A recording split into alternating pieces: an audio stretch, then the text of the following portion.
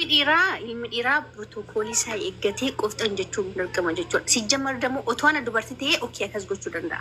Maaliif jaalalti dubartiitii fi kan dhiiraa tokko dhiirri koo bilchaata dabala. Akkamiin akkas folloffatee sanuyyuu akka moodelii wayii godhatee shaanxadhaan Oromoo. Kumtaa uffatee dhufaa reeldaa nama taateeti. Nama jaallatudha. Maash kaabbatan akkaataa inni itti deemu argite. Gaafuma boolee keessa liif. Bolleessan qabdu yaada waati qoyi. No qaba. Dhugaa waaqayyo qaba. Ay koy Eldana. Ani laan waan naarsu beektaa Oromoo dhugaa waan naarsu maal isinitti fakkaate Oromoo kanarratti xiqqaanis guddaan akkamiinitti taphataadha. Maal Oromootti maal taphate? Jarri lachuu Oromoodha. Mucaanis Oromoodha. Ta'anillee akkamiin yoo agahoomitti firaankiin godhani agahoomitti miidiyaa kanarratti mee waan gaarii tokko nuti dhufne yoo. Koy ani gaaffiin sii qaba amma. Akkas suufii uffatee dhufe minaan kan jetteetti murteessitu. Mucaan kuni. Waan qabu uffatee dhufa isa waa'ee qumxaa minaaminiti. Don't believe that. Sanatti amanan garuu maal akka ta'e Eldana koy. Gaammanni wal fixaara alaa asitti maaliidha beektula jara kanaan nan hordofa laayyaa mucayyoo gurbaa kana fidde nan hordofa guyyaa gaafa isheen biizaa baastee fi biizaan keessii bahee jetteenii baagiraawundii biizaa sanallee of dudduuba keessee jechuudha. Of dudduuba keesseetu biizaan keessii bahee rannaan wayyaa mana keessa olii gadi fiigee wambarii achi darbatee kuftaa eeggadhu jetteen lakkeennan achi bu'ee jechuudha. Naa dhufee seenuu kun maayidha maqaan seenuu irratti fakkaata maqaan ishee nan dagadee amma chumaani naa dhufee nan sii dhufee jetteen baqaa nagaan kottu hin dhuftaayii garuu jetteen na bira dhuftu ani si jaalladhee miti kan hin biisaa kana si hojjechiisee fi si jaalladheef miti ana bira dhufta miti dalagaadhaaf dhuftaa hojiidhaaf dhuftaa anaan waliin argitu jetteen dhugaa dubbachuu wallaahi arraba dura gogaadhani beektanii dhugaa dubbachuu wayyaa.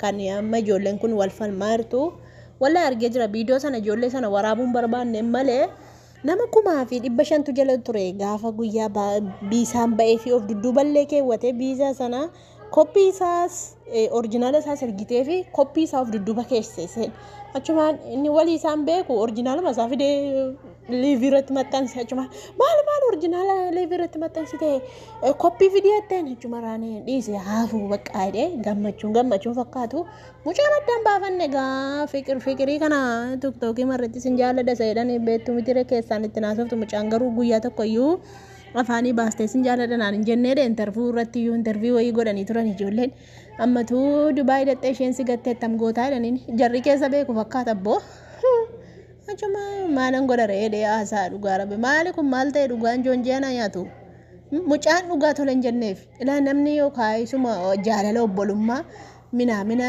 fidde malee sanuu birriitu jaalala isaa qabaatte birriitti baafti maallaqatti kaffaltii jechuudha.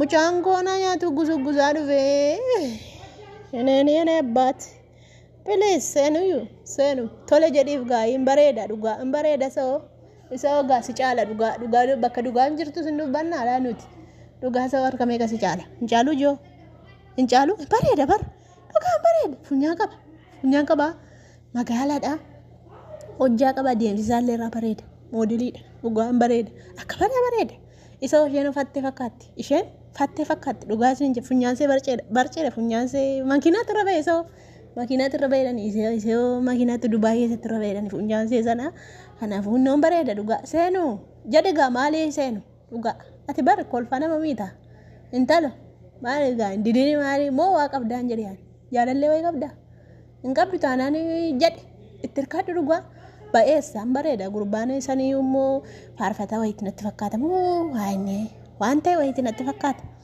waan ta'e wayii qaba cimaa wayiitti beekamtii qaba natti fakkaata itti hirkadha haa ta'u dhugaa inni abdaa dhiise laan boosaan moola seenuu hin boossa borsii galtii wanti kun boriina ni jetta dhugaa seemeeraan dhugaa rabbilaa borimmoon gaabbita inni abdalaa borimmoo isa amma boo'ee ati immoo boossee dhabda amma itti tokki tole jedhiif girrii kana geessa tole jedhanii piraankiin godhe diin gara gabaabaa piraankiin godhe malee nan jaalladha sin jaalladha jechuun hin sodaadhee diin haali mucattiillee waan amala qabdu fakkaatti tiktookii kanarraa jeexxu wayii miti dhugaa jeexxu amala qabdi durba manaati hin jeexxu waan dubbattu argitaniitu ta'e girriganii kana feetuu jechuu nama nagaa wayiiti silazii isin maa jettu manni koomentii sanumaan digirii waan ta'e wayii eebbifame namtichi cimaa dhaa'u dhugaan bareeda wallahi hin bareeda mucayyoon hin bareeddu isa bareeda dhugaan dubbadhee du'aa yoon du'es qaxi mana akutti malee maa waan na ajjeeftanii waan na gooti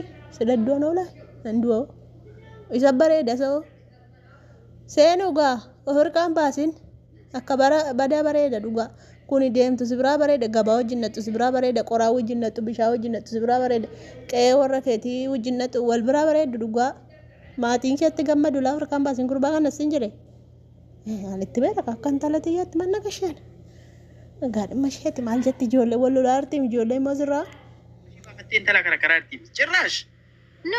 Isheen imma seenaa wajjin wal beekti kana rakkoo qabdi. Rakkoo qabdi.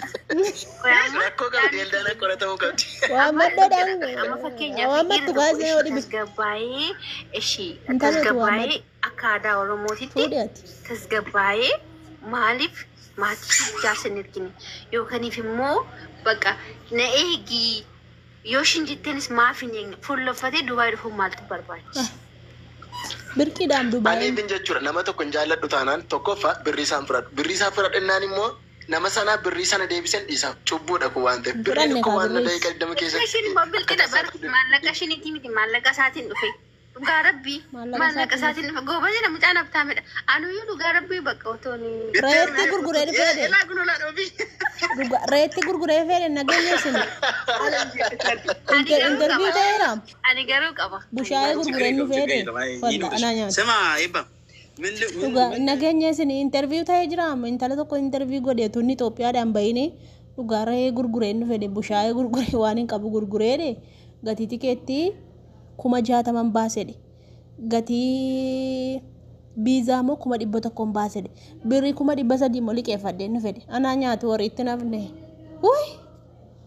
woy abbaa teegaa yaadadhu gaalaa mucaa kana yaadadhati maajoo durbumti Dubaay keessattanii fidaa ka hinaaftuullee isheen illee hinaaftuu dhibe haqaatti galaa onkiina hinaaftuu hin galchinaa biyya anaa nyaatu kisaaraa usti gabbaa unati ineen ini abbaati Hababaa qabatee nama suufii isaa gadi godhee. Ani isaa miti jechuudha. ijoolleen bara kana wal maraachitee jiru Jaalaan immoo maal jettu beektaa? Akkamittiin akka akkasii godhotoo agarte akka akkasaa godhotoo agartanii jette akkam godhe mucaa. mirii ta'e Harka keessa naqatee akka moodelii godhatee baraata. moodeliidha soodhiis haalii dhiisa Dhageessanii Eldaana isheen sun immoo jaallattee dhabdee naaffata akka godhashee gara olii sanaa inqeetti gurbaa moodeliidhatte harka kiisii keessa keewwatee Dubaay dhufe ko eenyu amma yeroo ammaa kana 100,000 qabu Itoophiyaa keessa rakkataadhaan dhumtu dhugaa gurbaan goota cimaadha nama cimaadha gurbaan baga kiisii keessa naqate suufiis baga uffate qabaannaan bitatee miti maan nama biteefi birrii tokko ittiin baafne mucayyoon dhugaa birrii tokko ittiin baafne birrii isaatiin dhufe baga uffate suufiis maa baga keete maal si gashaate naaftee si gaafachuu dide sillee ishee magana jaallate gaa rifeensa qabdi laa mucayyoon illee rifeensi isheen bareeda malee gurbaan akka badaa bareeda dhugaa rifeensi isheen bareeda garuu amma isaan geessu inni abbaati maal ta'ama wal fudhan amantiin isaanii tokko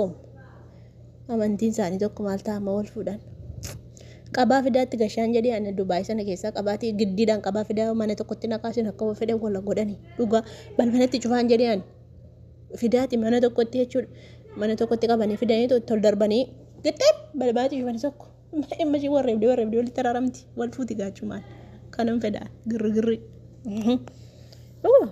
walitti fidaa naqaa ajoo wal fixxe haala gurbaan bareeda garuu nan gafa mucayyittii nan gafa hangafummaa nan gafa dha dhugaa dubbachuu nan gafa inni nan gafa